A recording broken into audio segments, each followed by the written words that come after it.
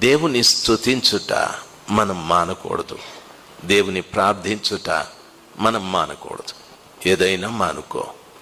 ఉప్పు తినేది మాని బతుకుతావు, మాంసం తినేది మాని బతుకుతావు, లేకపోతే ఎగ్గు తినేది మాని బతుకుతావు, భోజనం తినేది మాని బతుకుతావు.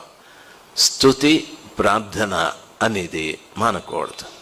అది మానితే మన దగ్గరికి భయంకరమైనవన్నీ కూడా మన దగ్గరికి వచ్చి మనల్ని పీడించడం ప్రారంభిస్తుంది.